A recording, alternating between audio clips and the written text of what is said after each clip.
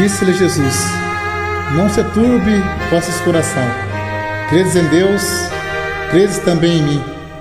Na casa de meu Pai há muitas moradas. Cada pessoa tem uma alma que geme dentro de si, com gemido inexprimível, querendo Deus, querendo Jesus Cristo, querendo alcançar a salvação. Jesus Cristo fez muito por mim e por ti. Você pode fazer por Ele também. Comece agora mesmo renunciando a si mesmo. Disse-lhe Jesus: vinde a mim, todos que estáis cansados e oprimidos, e eu vos aliviarei. Tomai sobre vós o meu jugo, e aprendei de mim, que sou manso e humilde de coração. E encontrareis descanso para vossas almas, porque o meu jugo é suave e meu fardo é leve. Já é hora de dizer basta nessa sua vida de tristeza, de angústia. Chega de sofrer, chega de chorar. Deixa as ilusões deste mundo. Jesus Cristo está voltando. As profecias estão se cumprindo. Ele já está às portas para buscar a sua igreja. Para quem está esperando, será um dia de luz, de grande luz. Mas para quem não está esperando, será um dia de trevas e densas trevas. E você ainda não despertou? Não percebeu o motivo da tua tristeza? Esse vazio no seu coração, na sua alma? Não queira você rejeitar a salvação de Deus. O mundo passa e as suas ilusões também, mas quem crer viverá eternamente. Pois o juízo de Deus é vindo sobre todas as nações, como está escrito: vi um grande trono branco e os que estavam sentados sobre ele, de cuja presença fugiu a terra e o céu, e não se achou lugar para eles. E vi os mortos, grandes e pequenos, que estavam diante do trono, e abriram os seus livros, e abriu-se outro livro, que é o da vida. E os mortos foram julgados pelas coisas escritas no livro, segundo as suas obras. A alma exclama: ó estranha presunção! Troquei a paz e a felicidade pela infâmia e desespero. Ao mesmo tempo em que Deus é para o ímpio um fogo consumidor, é para o seu povo tanto sol como escudo. O onisciente é zeloso da sua lei, e que de nenhuma maneira terá por inocente o culpado. Exercite-se na caridade e ouvirás de Cristo. Quando fizeste a um desses meus pequenininhos irmãos, a mim o fizeste. O mundo ímpio todo acha-se em julgamento perante o tribunal de Deus. Quantas vezes foi ouvida aquela voz magnífica: convertei-vos dos vossos maus caminhos, pois por que razão morrereis? O destino de todo terá sido decidido, ou para a vida ou para a morte. Será também a vinda do Filho do Homem, silenciosamente, despercebida. Vigiai, pois, para que de improviso não vos ache dormindo. Muitos, cansando-se de vigiar, envolvem as atrações do mundo. Disse-lhe Jesus: clamei e vós recusaste, porque estendi a minha mão e não houve quem desse atenção. Antes rejeitaste todo o meu conselho e não quiseste a minha repreensão. Quantas advertências desprezadas, quantos convites recusados, mas aceite agora o convite ao banquete do perdão. Jesus quer te salvar. Ele suportou tantas as coisas por mim e por ti. Coroa tão cruel, grandes carnos, os cravos e o fel, por nós também na cruz ele pagou. Mas ao terceiro dia, Deus o ressuscitou triunfante. Disse-lhe: é-me dado todo o poder do céu e na terra. Derribando ele a parede de separação, na sua carne desfez a inimizade. Isto é a lei dos mandamentos, que consistia em ordenância, para criar em si mesmo dos dois um novo homem, fazendo a paz. Ao que está sentado sobre o trono e ao Cordeiro seja dada ações de graça e honra, e glória e poder para todos sempre. Amém.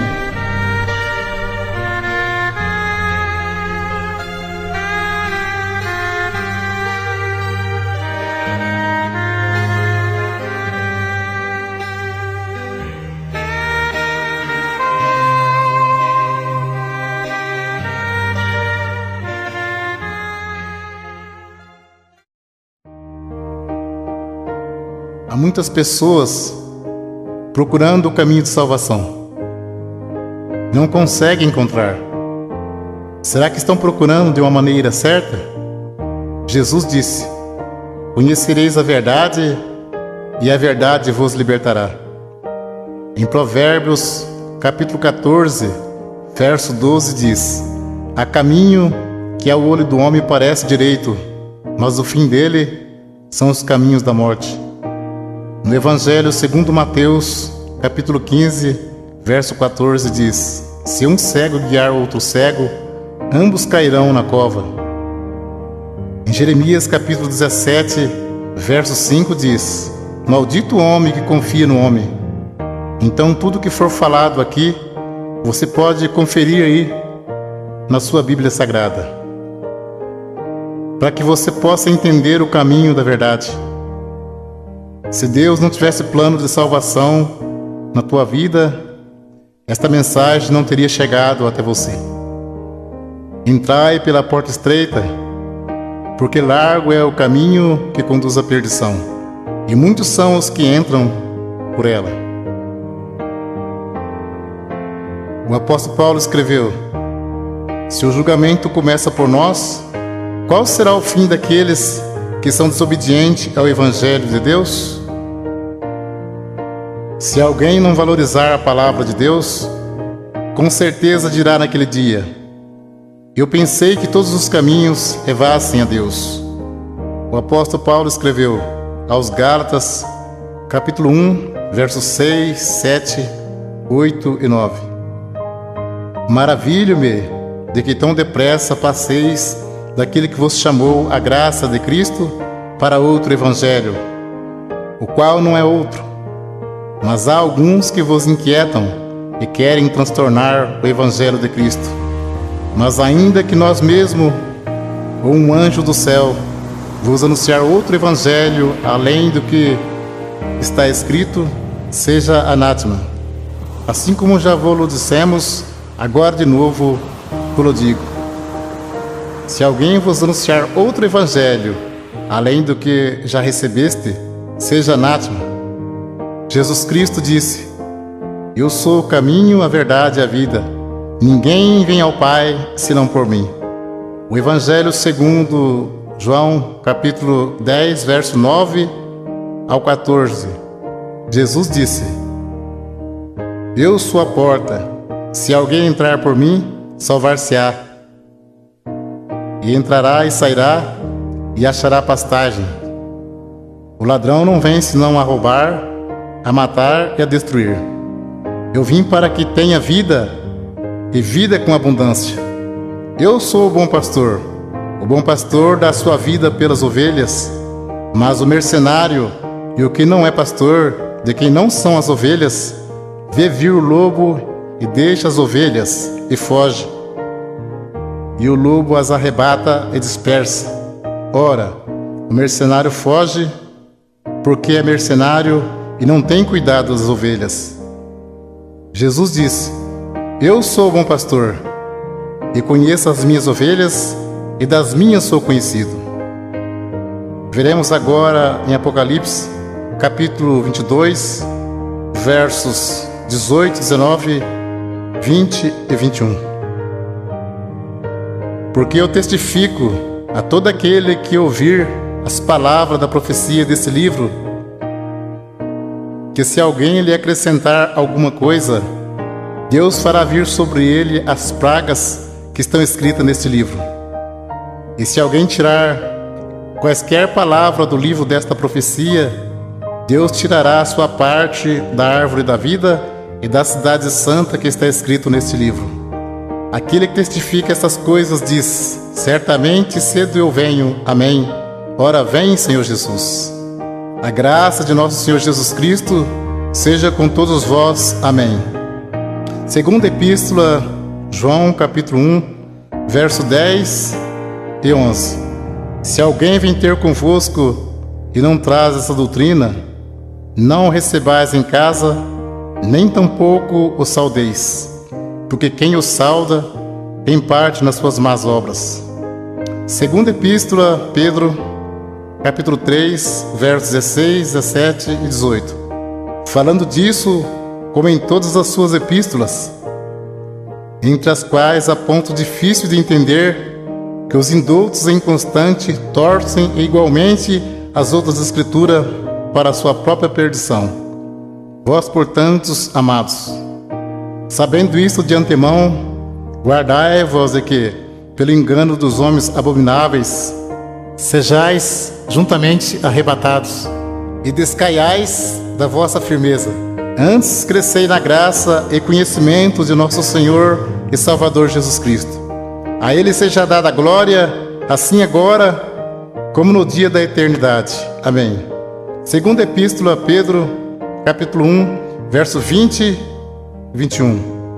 Sabendo primeiramente isto, que nenhuma profecia da Escritura é de particular interpretação, porque a profecia nunca foi produzida por vontade de homem algum, mas os homens santos de Deus falaram inspirado pelo Espírito Santo. Se a profecia não é de particular interpretação, então não temos nada que dizer que a doutrina é de Pedro ou de Paulo, mas sim doutrina de Jesus Cristo. Para termos a salvação, precisamos ter compromisso com a palavra de Deus.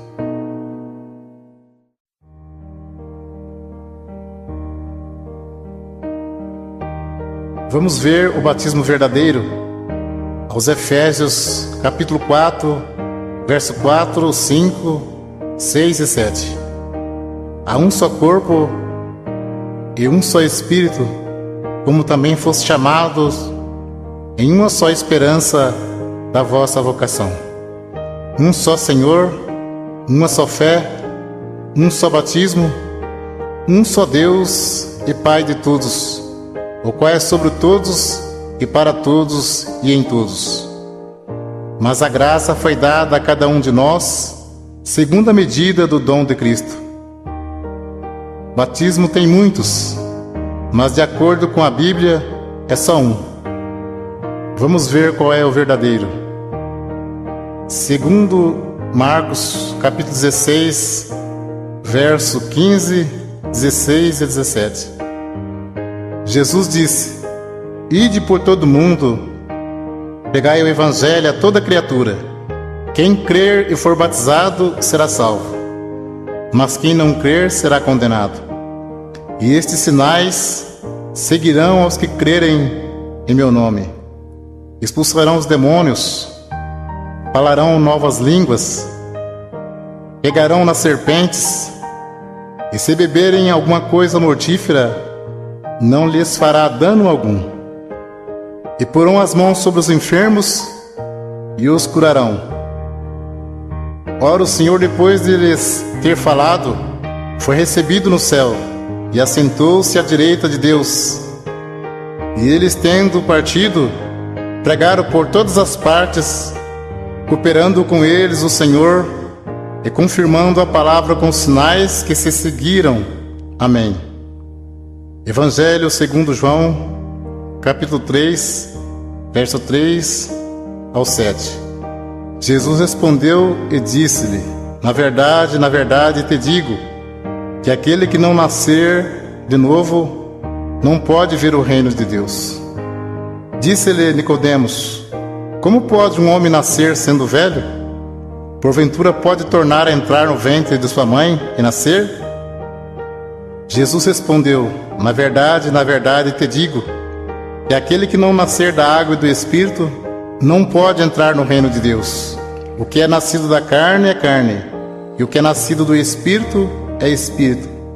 Não te maravilhes de ter dito: necessário vos é nascer de novo. O novo nascimento e a regeneração só se recebe pela fé em Jesus Cristo, que pelo nosso pecado foi entregue e ressuscitou para nossa justificação. Vamos ler agora quais palavras faladas no batismo, de acordo com a palavra de Deus. Atos dos Apóstolos, capítulo 2, versos 37, 38 e 39. As primeiras conversões. E ouvindo eles isto, compungiram-se em seus corações E perguntaram a Pedro e aos demais apóstolos: que faremos, varões irmãos? E disse-lhe Pedro: arrependei-vos, e cada um de vós seja batizado em nome de Jesus Cristo para perdão dos pecados, e recebereis o dom do Espírito Santo. Aos Colossenses, capítulo 3, verso 17: e quando fizerdes por palavras ou por obras, fazei tudo em nome do Senhor Jesus, dando por ele graças a Deus Pai. Continua o assunto do batismo. Evangelho segundo Mateus, capítulo 28, versos 16, 17, 18, 19 e 20. E os 11 discípulos partiram para a Galiléia, para o monte que Jesus lhe tinha designado. E quando o viram, o adoraram, mas alguns duvidaram. Disse Jesus: portanto, ide, ensinai todas as nações, batizando-as em nome do Pai, do Filho e do Espírito Santo, ensinando a guardar todas as coisas que vos tenho mandado. E eis que estou convosco todos os dias, até a consumação dos séculos. Amém. Então, conforme vemos, as palavras faladas no batismo de imersão nas águas é: em nome de Jesus Cristo te batismo, e em nome do Pai, do Filho e do Espírito Santo. Como se sauda o povo de Deus quando se encontra ou se despede? Aos Colossenses, capítulo 3, verso 15: e a paz de Deus, para a qual também foste chamados em um corpo, domine em vossos corações e sede agradecidos.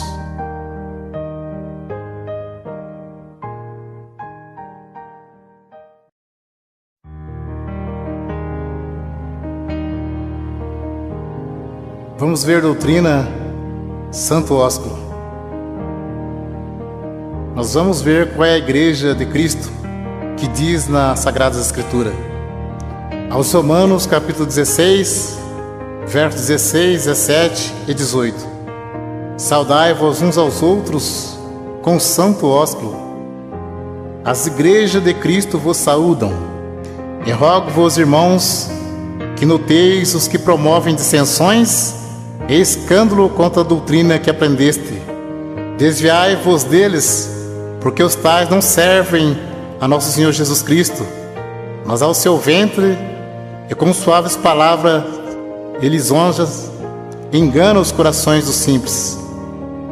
Também em primeira epístola a Pedro, capítulo 5, verso 14: saudai-vos uns aos outros com o ósculo de caridade. Paz seja com todos vós que estáis em Cristo Jesus. Amém. Vamos ver agora a doutrina do véu. 1 aos Coríntios, capítulo 11. E louvo-vos, irmãos, porque em tudo vos lembrais de mim, e retende os preceitos como vou-lo entreguei. Mas quero que saibas que Cristo é a cabeça de todo varão, e o varão a cabeça da mulher, e Deus a cabeça de Cristo. Todo homem que ora ou profetiza, tendo a cabeça coberta, desonra sua própria cabeça, mas toda mulher que ora ou profetiza com a cabeça descoberta, desonra sua própria cabeça, porque é como se estivesse rapada. Portanto, se a mulher não se cobre com o véu, tosquie-se também. Mas se para a mulher é coisa indecente tosquear-se ou rapar-se, que põe o véu. O varão, pois, não deve cobrir a cabeça, porque é a imagem e glória de Deus, mas a mulher é a glória do varão. Porque o varão não provém da mulher, mas a mulher do varão. Porque também o varão não foi criado por causa da mulher, mas a mulher por causa do varão. Portanto, a mulher deve ter sobre a cabeça sinal de poderio por causa dos anjos. Todavia, nem o varão é sem a mulher, nem a mulher sem o varão no Senhor. Porque como a mulher provém do varão, assim também o varão provém da mulher. Mas tudo vem de Deus. Julgai entre vós mesmo.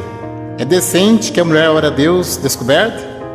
Ou não vos ensina mesmo a natureza que é desonra para o varão ter cabelos crescidos? Mas ter a mulher cabelos crescidos lhe é honroso, porque o cabelo lhe foi dado em lugar de véu. Mas se alguém quiser ser contencioso, nós não temos tal costume, nem as igrejas de Deus. Até o texto diz como as mulheres devem se apresentar-se na igreja. Então é bem claro, ter a mulher cabelos crescidos lhe é honroso, porque o cabelo foi dado em lugar de véu. Então, se o cabelo é dado em lugar de véu, não pode cortar nem tosquear. Mas se para a mulher é coisa indecente tosquear-se ou rapar, que põe o véu. Se tivesse escrito somente do cabelo, não mandaria pôr, porque o cabelo já está no lugar. Uma cortina você põe e tira. O véu a mulher põe e tira. Uma pergunta: julgai entre vós mesmo. É decente que a mulher ore a Deus descoberta? Não. Para você entender mais fácil, aqui fala de 2 mandamentos. A mulher não pode cortar o cabelo, porque ter a mulher cabelos crescidos lhe é honroso, e tem que pôr o véu branco. Portanto, a mulher deve ter sobre a cabeça sinal de poderio por causa dos anjos. Tem que se cobrir com o véu quando for orar e profetizar. Vamos ler 1 aos Coríntios capítulo 14, verso 32 ao 37. Fala sobre necessidade de ordem no culto, porque os espíritos dos profetas estão sujeitos aos profetas, porque Deus não é Deus de confusão, senão de paz. Como em todas as igrejas dos santos, as mulheres estejam caladas nas igrejas, porque lhes não é permitido falar, mas estejam sujeitas como ordena a lei. E se querem aprender alguma coisa, interroguem em casa seus próprios maridos, porque é indecente que as mulheres falem na igreja. Porventura saiu dentre vós a palavra de Deus? Ou veio ela somente para vós? Se alguém cuida ser profeta ou espiritual, reconheça que as coisas que vos escrevo são mandamento do Senhor. Um esclarecimento para você saber como é a Santa Ceia. Jesus celebrou a última Páscoa, que era uma vez ao ano, e celebrou a primeira Santa Ceia, que se segue uma vez ao ano. A Santa Ceia é a lembrança do sacrifício e da morte de Jesus Cristo por nós, até que Ele venha nos buscar. Ceia todo domingo ou todo mês não se encontra nas Sagradas Escrituras. Ceia todo mês é maneira de prender a pessoa firme no pagamento do dízimos. Cuidado com isso. Deus abençoe pela atenção. Que Deus cumpra na sua vida a oração que Jesus Cristo fez ao Pai. Segundo Mateus, capítulo 11, versos 25 ao 30. Naquele tempo, respondendo Jesus, disse: Graças te dou, ó Pai, Senhor do céu e da terra, que ocultastes estas coisas aos sábios e entendidos, e revelaste aos pequeninos. Sim, ó Pai, porque assim te aprouve. Todas as coisas me foram entregues por meu Pai, e ninguém conhece o Filho senão o Pai, e ninguém conhece o Pai senão o Filho, e aquele a quem o Filho quiser revelar. Vinde a mim, todos que estáis cansados e oprimidos, eu vos aliviarei. Tomai sobre vós o meu jugo e aprendei de mim, que sou manso e humilde de coração, e encontrarei descanso para as vossas almas, porque o meu jugo é suave e o meu fardo é leve.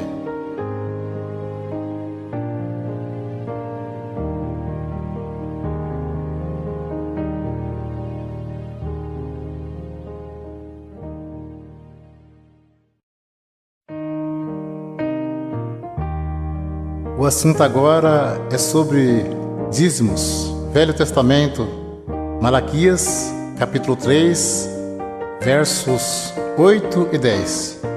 Roubará o homem a Deus? Todavia vós me roubais e dizeis: em que te roubamos? Os dízimos e nas ofertas alçadas. Trazei todos os dízimos à casa do tesouro, para que haja mantimento na minha casa. E depois fazer prova de mim, diz o Senhor dos Exércitos, se eu não vos abrir as janelas do céu e não derramar sobre vós uma benção tal, que dela vos advenha a maior abastança. Alguém levava um animal perfeito e o sacerdote negociava o animal perfeito e sacrificava um animal imperfeito no lugar. Nisso que eles estavam roubando a Deus. Digo sempre, Deus não usa dinheiro. Coleta é para o próprio bem do povo de Deus. Se Deus não abrisse as janelas do céu e não mandasse chuva, a terra não produzia alimento. As tribos de Israel receberam herança, menos a tribo sacerdotal, que era a tribo dos levitas. Eles não receberam herança, então eles recebiam parte do dízimos para se manter. Por isso que dizia, trazer os dízimos para que haja mantimento na casa do tesouro. Não se tratava de dinheiro, mas de mantimento. Não há mais casa do tesouro. Jesus disse, minha casa é chamada por todas as nações casa de oração. Evangelho segundo Mateus, capítulo 10, versos 5 ao 10. Jesus enviou esses 12, ele ordenou dizendo, não ireis pelo caminho das gentes, nem entreis em cidade de samaritanos, mas ide diante as ovelhas perdidas da casa de Israel. E indo pregai, dizendo, é chegado o reino dos céus. Curai os enfermos, limpai os leprosos, ressuscitai os mortos, expulsai os demônios, de graça recebestes, de graça dai. Não possuai ouro, nem prata, nem cobre em vossos cintos, porque digno é o operário do seu salário. Nem alforje para o caminho, nem duas túnicas, nem alparcas, nem bordão, porque digno é o operário do seu alimento.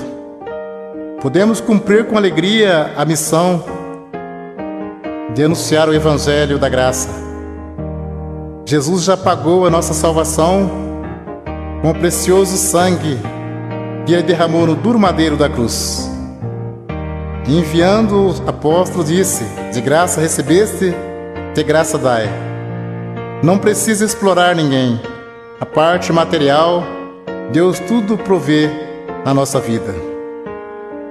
Jesus Cristo, sendo Filho de Deus, não poderia vir desfazendo a lei de Deus. Tanto é que ele foi circuncidado ao 8º dia, segundo o uso da lei. Foi levado ao templo para ser consagrado, segundo o uso da lei. E cumpriu celebrando a última Páscoa. Então ele cumpriu a lei e trouxe a graça. A lei e os profetas duraram até João. A graça e a verdade vieram por Jesus Cristo. Hebreus capítulo 7, verso 9, 18 e 19. E para assim dizer, por meio de Abraão até Levi, que recebe dízimos, pagou dízimos, porque o precedente mandamento é abrogado por causa da sua fraqueza e inutilidade.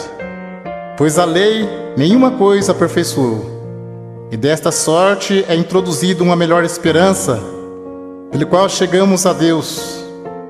Hebreus capítulo 7, versos 12, 13 e 14. Porque mudando-se o sacerdócio, necessariamente se faz também mudança da lei. Porque aquele de quem essas coisas se dizem, pertence a outra tribo, da qual ninguém serviu ao altar, visto ser manifesto que nosso Senhor procedeu de Judá, e concernente a esta tribo, nunca Moisés falou de sacerdócio, porque dele assim se testifica: tu és sacerdote eterno, segundo a ordem de Melquisedeque. Jesus procedeu da tribo de Judá, e não da tribo de Levi, que era a tribo dos sacerdotes. Então, se muitos espertalhões pregam que tem que pagar dízimo hoje, por que eles não se preocupam em cumprir mais algum mandamento da lei? Porque o assunto deles é só dinheiro. Procura enganar, sendo que dízimos era para que houvesse mantimento na casa do tesouro. Muitos querem tirar proveito para ganhar dinheiro, dizendo: digno é o obreiro do seu salário. Mas isto é mesmo que dizer: digno é o obreiro do seu alimento. O apóstolo Paulo disse em Atos capítulo 20, versos 33 ao 36: de ninguém cobicei a prata, nem o ouro, nem o vestido. Vós mesmos sabeis que para o que me era necessário a mim e aos que estão comigo, essas mãos me serviram. Tenho-vos mostrado em tudo que, trabalhando assim, é necessário auxiliar os enfermos e recordar as palavras do Senhor Jesus, que disse: mais bem-aventurado coisa é dar do que receber. E havendo dito isto, pôs-se de joelhos e orou com todos eles. Mas o assunto viver do Evangelho era alimento, e não receber dízimos. Para você entender mais fácil, os apóstolos poderiam viajar em missão e ficar na casa de alguém não crente e ali se alimentar por alguns dias. E como Deus estava chamando também pessoas pobres, em vez dos apóstolos pedir dinheiro aos novos convertidos, eles os ajudavam. Vamos ler aos Romanos capítulo 15, versos 26 e 27. Porque pareceu bem a Macedônia e a Caia fazerem uma coleta para os pobres dentre os santos que estão em Jerusalém. Isso lhe pareceu bem, como devedores que são para com eles, porque se os gentios foram participantes dos bens espirituais, devem também ministrar os temporais. Confira esse assunto com atenção. Paulo disse em 1 Coríntios, capítulo 9, verso 12 ao 14 e 15 ao 18. Se outros participam deste poder sobre vós, por que não mais justamente nós? Mas nós não usamos desse direito, antes suportamos tudo para não pormos impedimento algum ao Evangelho de Cristo. Não sabeis vós que os que administram o que é sagrado comem do que é do templo, e que os que de contínuo estão junto ao altar participam do altar? Assim ordenou também o Senhor aos que anunciam o Evangelho que vivam do Evangelho. Mas eu de nenhuma destas coisas usei, e não escrevi isso para que assim se faça comigo, porque melhor me fora morrer do que alguém fazer vã esta minha glória. Porque se anuncio o Evangelho, não tenho do que me gloriar, pois me é imposta esta obrigação. E ai de mim se não anunciar o Evangelho. E por isso, se eu faço de boa mente, terei prêmio. Mas se de má vontade, apenas uma dispensação me é confiada. Logo, que prêmio tenho que, evangelizando, proponha de graça o Evangelho de Jesus Cristo, para não abusar do meu poder no Evangelho. E Paulo disse: outras igrejas despojei, deixando de receber salário, para vos anunciar de graça o Evangelho de Jesus Cristo.